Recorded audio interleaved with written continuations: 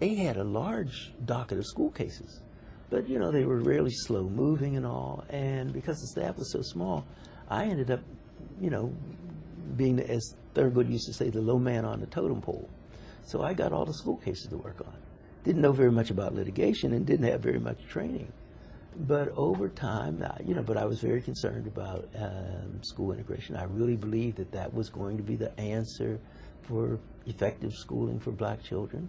In Mississippi? Any place. Any place. I see. But I handle cases all throughout the Deep South. I see. So this is now, in the South. If you had outstanding local counsel, then you kind of just kept in touch, but you didn't have to go running down there for every hearing.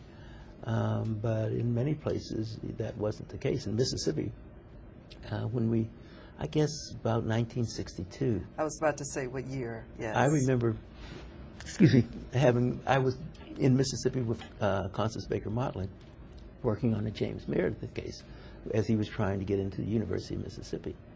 And I met with some people from this little rural county who wanted us to come up and help them get their school reopened. They had this Harmony School that had been built with Rosenwald money back in the 30s. And it was their meeting place, and they had a lot of pride in it. And for some reason, the white folk had closed it so that their kids had to go clear across the county to a very bad school. And they wanted us to help. And of course, Mr.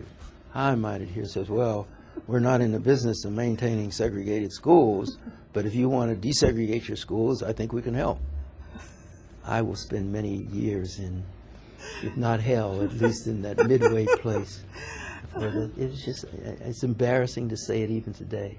In any event, I remember coming back and to the office and suggesting, well, we should bring some school cases in Mississippi at a meeting, and the other lawyers all laughed. And one of Thurgood's buddies, I didn't even know whether he was a lawyer, Chick Chisholm, I never shall forget, but he was always harping on me because I was a friend of Bob Carter's. And he said, yeah, well, you go on down there and you bring some school suits, and when they kill your black ass, we can go down and raise a shit pot full of money. I never shall forget. I was so angry. But I filed the cases. You know, Thurgood didn't tell me I couldn't file it. Were you directly those, not in directly. danger? Did you ever feel that you were in danger during that time? Not, well. There was a lot going on. Yeah, but you just couldn't focus on that, I think. Because so you're down there with these people who are living there. You're the ones that have endangered them, you see. So I never, you know, I was with Medgar the weekend before he was killed. And we were ordered because they were filing these suits and trying to desegregate all the public facilities in Jackson. And he was going around wherever he went, people, Medgar, and he would give a hand here, a little advice there, a little reassurance there. And we spent all Saturday afternoon. I said, well, you know, you got all this stuff to do, Medgar. I think I'll stay here. No, he said, you go home and spend the weekend with your wife and family. And I guess it was either Monday night or Tuesday night that somebody called and said he'd been killed. He was gone. Yeah. Wow. So you know, it was, but you couldn't focus on that because you had to focus on what you were there for. You were there for. That's right? what you did. And thinking while you're focused that you're doing the right thing. That's that's a major component, isn't it? That's right. You see, and then to look back, you know, the amazing thing, and and you get this in reading Bob Carter's book, is the strength of the belief in the law, that if you once got the court to say officially what we knew from experience, that then there would be compliance, that white folk who had been benefiting all these years from segregation would now, that the law was clear, that the court had spoken, would, with some, you know, foot dragging and all, go along with the law. Thurgood said schools would be desegregated in 5 years. He knew there was going to be trouble.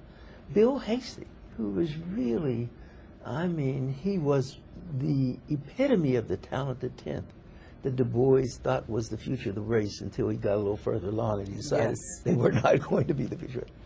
And when I went to see Bill Hasty after law school and told him I wanted to be a civil rights lawyer, he said, son, It's praiseworthy. Praiseworthy, but you know the Brown decision was handed down 2-3 years ago. There's some mopping up to be done, but basically you were born 15 years too late. And he said that seriously. It wasn't a joke. So that I'm not saying this in defense or in sort of consolation, but we all believe that this society, when the court spoke, was going to shift. And Carter writes years later that we thought segregation was the evil. We came to see that segregation was a manifestation of the real evil, racism. And racism is more than just bad white folk hating black folk. It is the major underpinning of this capitalist society. Of control. And of control of both blacks and whites. Right. Yes. And don't we see that today? Don't we ever? And so the great challenge when my students, particularly the white students, I want to work in civil rights. What should I do? I said the great challenge today is to get white folk to acknowledge the benefits of racism and to see that it comes at too high a price.